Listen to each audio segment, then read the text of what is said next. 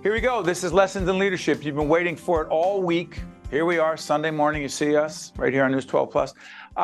Lessons in Leadership, Mary. We have a very special guest who's a longtime partner who understands leadership and innovation better than most. Go ahead, Mary, make the introduction. Oh, I'm so excited. So we have Chris Paladino, President, New Brunswick Development Corporation. But more importantly, we're going to be really talking a lot today about our special series, Lessons in Leadership, Discovery, and Innovation in New Jersey. Chris, thank you so much for joining us today. Thank you, Steve. Thank you, Mary. Great to be back.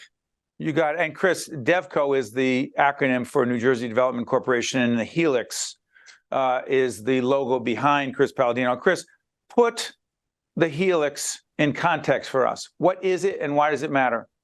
So the HELIX is more than a neighborhood of buildings. It's more than a place. It's more than a district. It's an ecosystem that we hope will foster scientific collaboration, discovery, commercialization. Why is it important?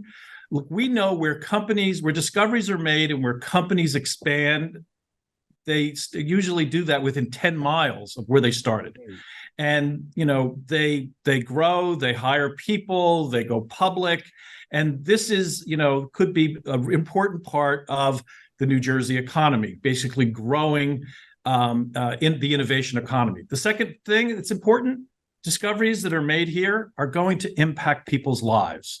Therapies, medications, medical devices, and artificial intelligence. It's incredible the amount of things that it can be, but they're really going to impact the average citizen because they're going to be the beneficiary. And the third thing that's probably very important is that it's going to somewhat help us stem the brain drain.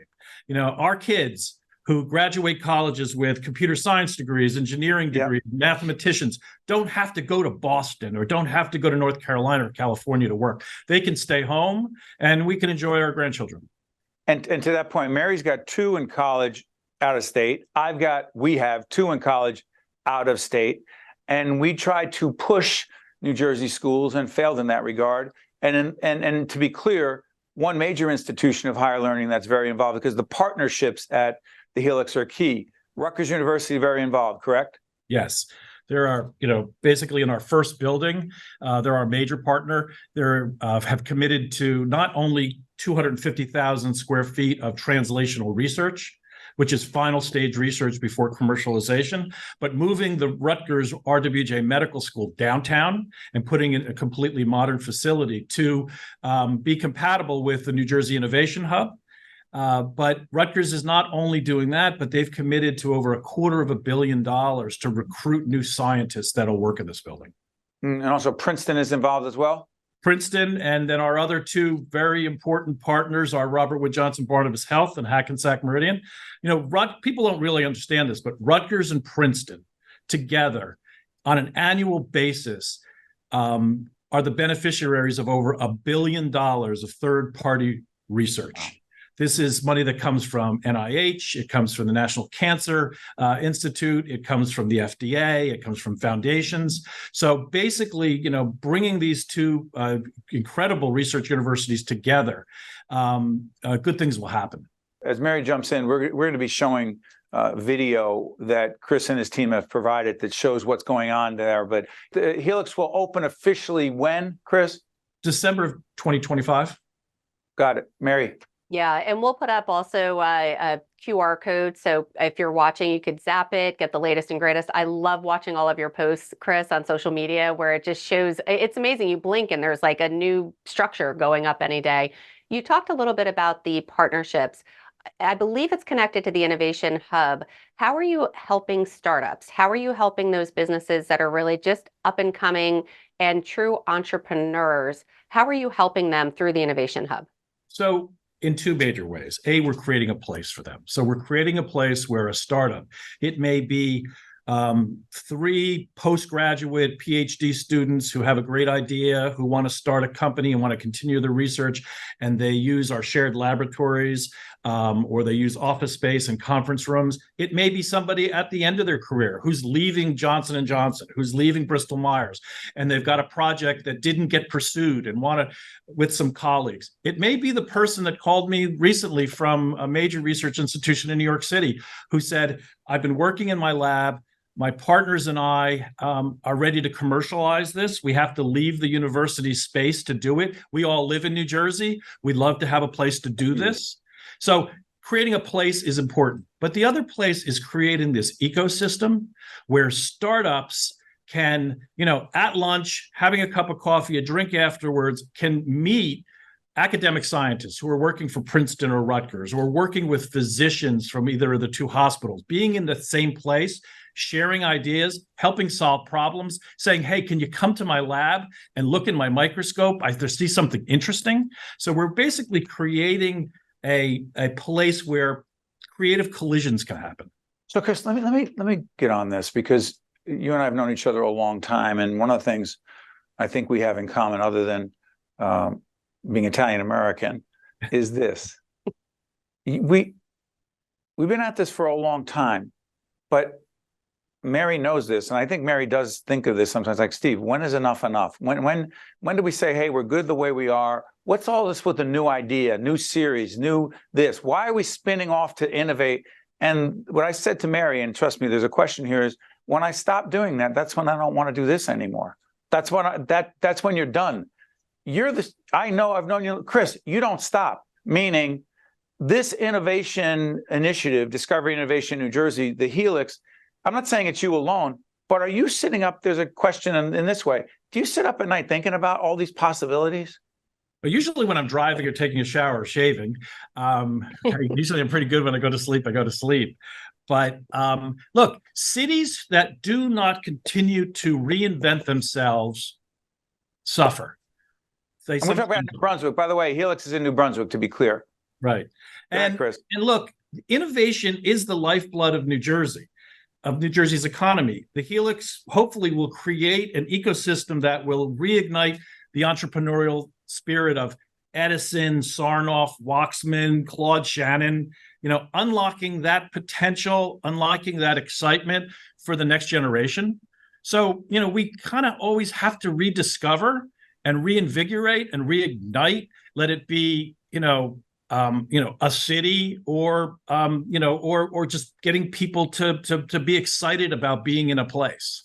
And whether it's a higher ed institution that has to evolve constantly, innovate, media organizations, hospital systems that you just talked about, both of whom are underwriters of our programming, RWJ Barnabas Health and HMH, Hackensack Meridian Health. Mary, one more quick question, because we're also going to have Chris do a special introduction to this series, Discovery and Innovation in New Jersey, after this. Go ahead, Mary. Yeah, definitely. And as an outsider looking in, it seems like everything has just gone like clockwork with the HELIX, right? I see all the posts and I'm like, wow, but I know probably behind the scenes there have been some challenges.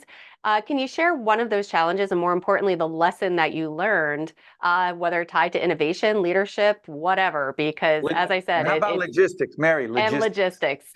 I'm obsessed with logistics. Well, I think on a micro sense, next week we're going to pour 1,400 cubic yards of concrete that has to be in one continuous pour, and it has 150 trucks coming, and it has to happen continuously, or you have to start over. And what could go wrong, Chris? What could go wrong? Wait a second, tire, though. the truck I don't know a falls in lot. the hole. But doesn't temperature matter? Well, isn't that a factor with concrete as well, or am I making too much of that? So we have to get that the right day. But I think the biggest challenge, and certainly one of the bigger accomplishments, are getting our partners, the EDA, Rutgers, Hackensack Economic Development Authority, and Tim Sullivan. Go ahead. Robert Wood Johnson, Barnabas Health, Princeton, to get on the same page, to make concessions, to take some risk, and see the big picture. And then one day the light goes off, and you kind of bear down and get the deal done. You don't want to see how sausage is made. You don't want to see how laws are made. You don't want to see how public-private partnerships are made. Mayor Cahill said to me one time when we were doing a groundbreaking. Mayor Cahill, the mayor of New Brunswick. Go ahead. Yes. And he said to me as we were walking off the podium after at a project that had some real rough going getting to that gate. And he said, don't you just once before you're done want to get up here and say, hey, I'm going to tell you what really happened. Because everybody's really happy at groundbreakings and at ribbon cuttings. But there's a lot that goes on behind the scenes. But you know what? We are fortunate in New Jersey. I am certainly fortunate in New Brunswick to have some people who have some real foresight and are true leaders and are able to come together and do something in a collaborative nature that could not be done by any one of these institutions by themselves. That's the beauty of partnership. And Chris Paladino, the president of New Brunswick Development Corporation, DEVCO, leading the way, being the QB, as I like to say, the point guard, the quarterback, the facilitator of the HELIX initiative. Chris, thank you so much. We appreciate it. Discovery and innovation in New Jersey. Thanks, Chris. Thank you, Steve. Thank you, Mary. You guys stay with us. We'll be right back. This edition of Lessons in Leadership is made possible by the Buccino Leadership Institute at Seton Hall University, Prager Metis, Valley Bank, the International Union of Operating Engineers Local 825, the North Ward Center, the New Jersey Sharing Network, the HELIX, Horizon Blue Cross Blue Shield of New Jersey, Fedway Associates Inc., Port Authority of New York and New Jersey, Veolia, Resourcing the World, and Seton Hall University, showing the world what great minds can do since 1856. This is Mary Gamba. If you want more leadership tips and tools, log on to stand-deliver.com. That's stand-deliver.com. Promotional support for this edition of Lessons in Leadership with me, Steve Adubato, and my colleague, Mary Gamba, has been provided by NJ.com, NJBIA and New Jersey Business Magazine, CIANJ and Commerce Magazine, and Meadowlands Media, a print and digital business news network. Introducing the HELIX NJ, the Health and Life Science Exchange, a new innovation district located at the heart of the Northeast Corridor, providing industries, universities, and entrepreneurs the critical ecosystem needed to turn great ideas into breakthrough realities. The HELIX NJ, where ideas come to life. Lessons in Leadership would like to thank our newest sponsors who make our programming possible, including the HELIX, Horizon Blue Cross Blue Shield of New Jersey, and the Port Authority of New York and New Jersey.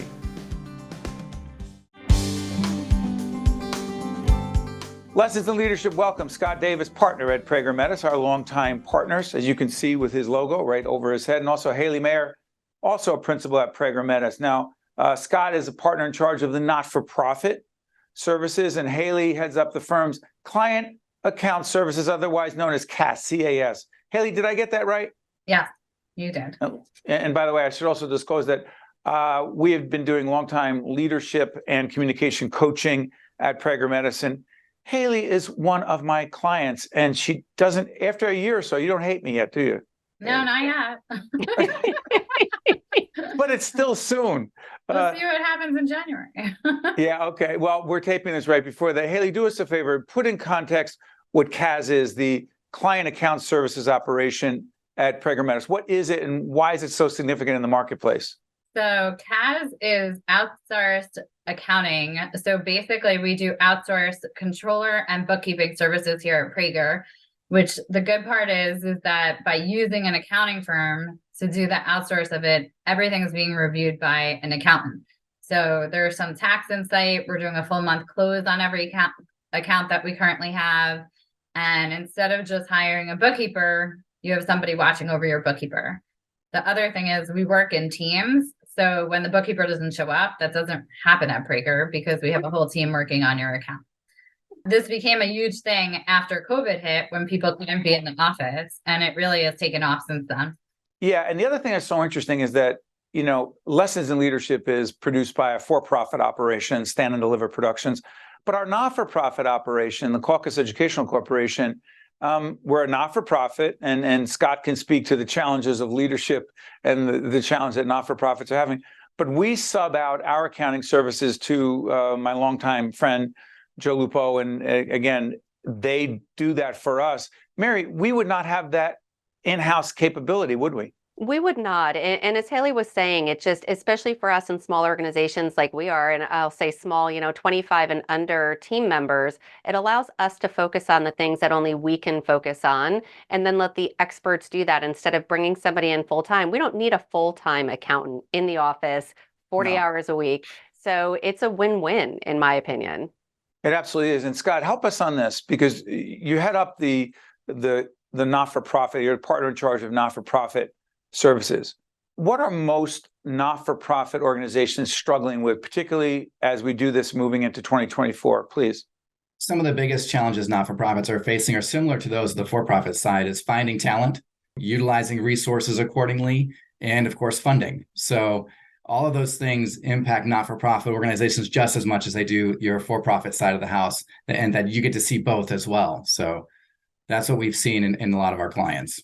Yeah, and Hayley, one of the things you and I have talked about and our coaching together is not just getting or hiring people, but how about this, Hayley, coaching people and retaining the really good ones. Please, Hayley, pick it up from there. Yeah, so it's really hard to retain the staff here, especially with bookkeepers that are now retiring. It makes it like nearly impossible to hire new people who want to stay. Everybody is looking for a lot of money, so they're being snatched up by other firms very, very quickly. So if we train them, it seems the turnover, basically most people last like 2 years at most, and then another firm snatches them away. And Mary and I have been dealing with it. We just did a lessons in leadership segment with our new executive producer of One-on-One, Zyphus LeBrun, and replacing someone who left the organization. Yeah, it stinks. It's not any fun when it happens. But Mary, there's potential in hiring a new person that brings new energy, a different perspective on things.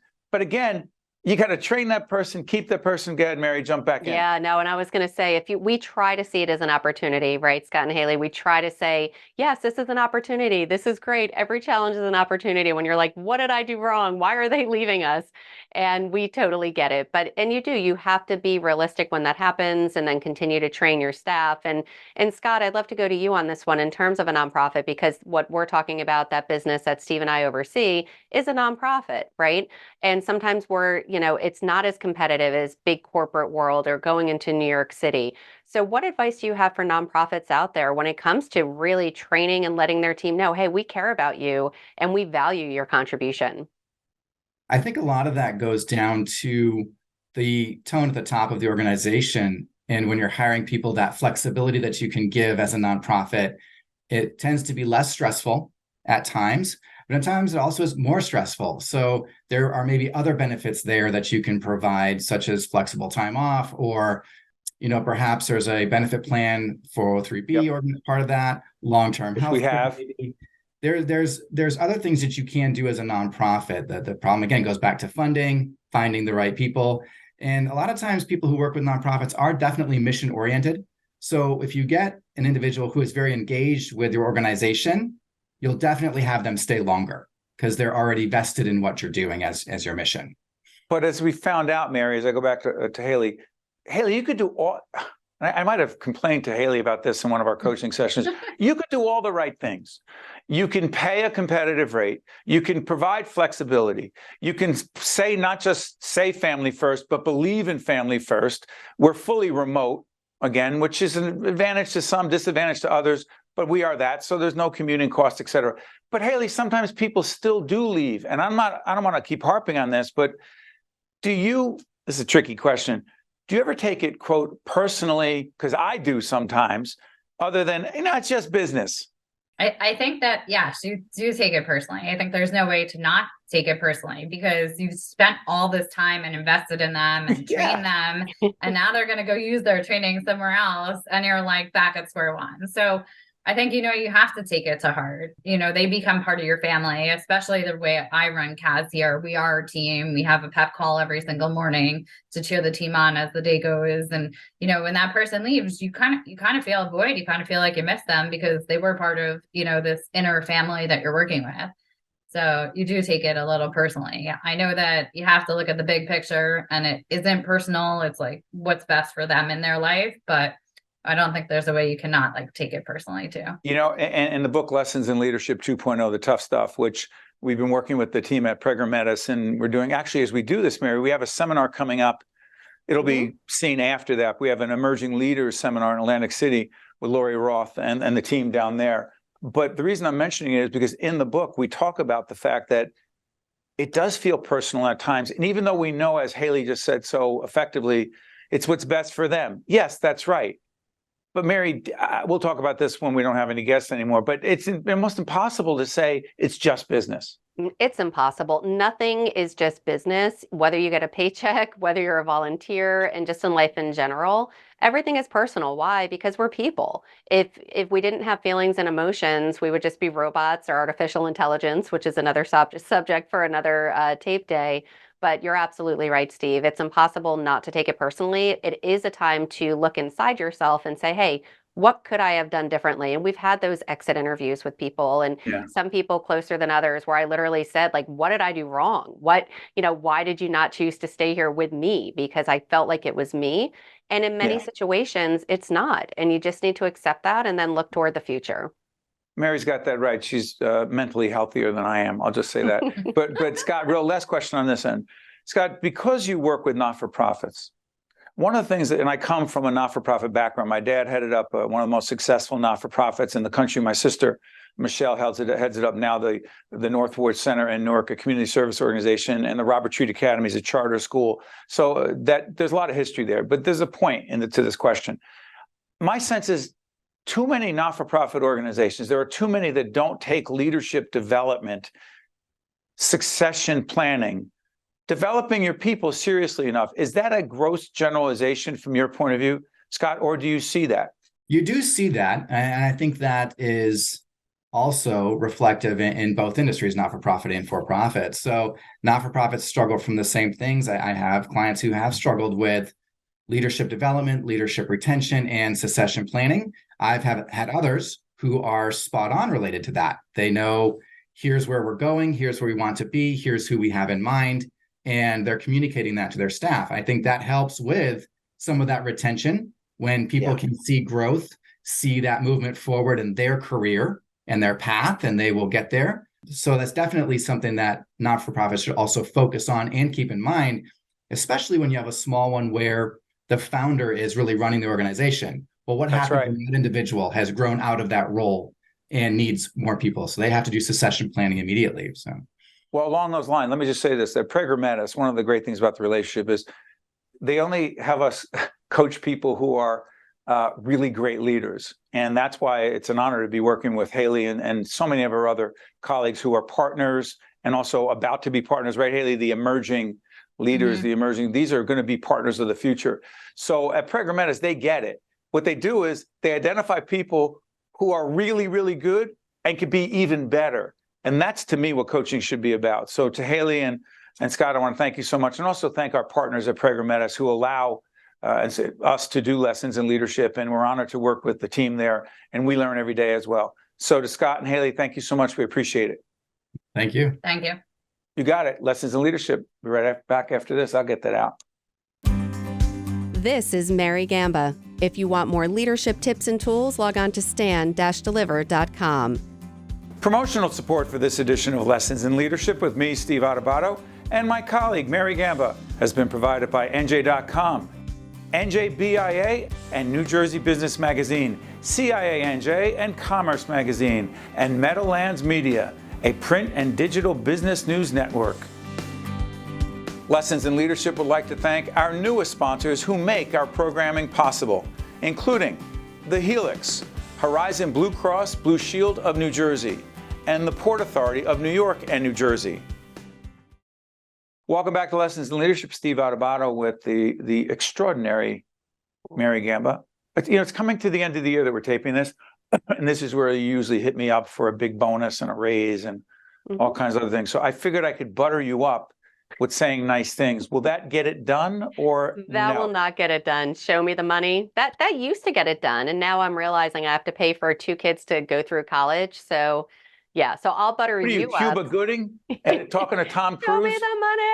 Yeah, well, that's what you've been doing for years. Hey, Mary, I said we were going to talk about work. There was an article I read about the term work spouse needs to be put to rest. Do you agree with that? Because I have another thing I want to do after that. I actually What's wrong? disagree with You're that. my I work think spouse. I am Aren't you? so over being PC. I am so over what you can't say, that you need to pause before you say something. I mean, I've always been that way. What you see is what you get. And in certain situations, it is so. You and I are work spouses. And I say that because we genuinely care about each other. We genuinely care about the wellness of one another. But we're And our literally to the families. yeah, but we also finish each other's sentences. We know what we're thinking. We know if one of us is having a bad day, how to lift the other one up. We joke about, yeah, you've changed your ties and et cetera, things like that. And, but we can have those open Do we get over conversations. stuff quickly? We get over things extremely quickly, like boom, like it's over. We say horrible things to each other and when we're angry, which has not happened often. I love that. But when we do, it's like, I'm mad at you too. And then an hour later, like it's like heart emoji, just kidding, Do you remember I called you a couple months ago? Maybe it wasn't a couple months ago. And it was bothering me all weekend. And I was telling my actual spouse, Jennifer, Mhm. I said, I think something's bothering Mary. She said, why do you think that? I said, I don't know. It's just a feeling. Oh my So I gosh, when remember- you called me. I called her and I said, what's going on? What's going on with you? Nothing. Why? And there genuinely was nothing, because I will always tell you. I've got nothing to lose now to tell you if something's bothering me. Well, here's the thing. I will often ask my wife the same thing. I can't Meaning- talk on behalf of your wife. No, listen. How could she not be happy? Let's be serious about that. But, okay. Scarlett behind the camera just fell off the chair. So no, in all seriousness, it plays on my mind, and the work spouse thing, whether people like the term or not, isn't relevant. It matters to me. It sounds like such a cliche that Mary's happy. And if she's not, I want to poke around and find out if she's not, what it is, what I can do. And if it's in her world, which is so narcissistic, like it must be something I could do to fix it. But I'm obsessed about that, which part of me thinks it's a good leadership quality. Part of me thinks it's not. I think it is. I think it is. You can't let it influence, say if there was something that, that is the challenging thing, because there have been times that I've said to you, Steve, you really didn't handle that well. And then you do take it personally. And I understand that. And then things are a little bit different for a little while, because you do want to be accepted. You're a human being. You do want to be, high five, on a scale of, huh? I think I said to Mary a couple of weeks ago, Mary, you haven't said anything really nice to me you haven't said really good job. Yeah, it's true. I don't need it. I don't need it. And again, talking about gender roles, I think that's where I won't even say it. Can I say it on don't TV? Say it. All right, I won't say it. I know what you're thinking right now, and it's not appropriate for television. I won't say it now, but everybody knows what I was going to say. No, but in all seriousness, but if you do need something, even though you are the president and CEO of this organization, you need to speak up as well as the leader and say, you want to know what? I need more of this. And that's okay. But then the challenge is, after you said you needed it, when I did give you accolades, you didn't believe it because you thought I was saying it because you told me to say it. 100%. I said, Mary, I wish I hadn't told you. I really wanted you. I know Elvin's saying say goodbye. Elvin doesn't say anything nice either to me, but no, I'm joking. But as soon as I said it to Mary, I said, why did I say that? Because now every time she says something that you did was great, I'm not going to believe her. And that's exactly what's happened. So I'm going to see my therapist tomorrow. This has been Lessons in Leadership. Mary Gamba, Steve Adubato, Elvin Badger behind the scenes with a great team making things happen. See you next time. This edition of Lessons in Leadership is made possible by the Buccino Leadership Institute at Seton Hall University, Prager Metis, Valley Bank, the International Union of Operating Engineers Local 825, the North Ward Center, the New Jersey Sharing Network, the HELIX, Horizon Blue Cross Blue Shield of New Jersey, Fedway Associates Inc., Port Authority of New York and New Jersey, Veolia, Resourcing the World, and Seton Hall University, showing the world what great minds can do since 1856. This is Mary Gamba. If you want more leadership tips and tools, log on to stand-deliver.com. That's stand-deliver.com. Promotional support for this edition of Lessons in Leadership with me, Steve Adubato, and my colleague, Mary Gamba, has been provided by NJ.com, NJBIA, and New Jersey Business Magazine, CIA NJ, and Commerce Magazine, and Meadowlands Media, a print and digital business news network.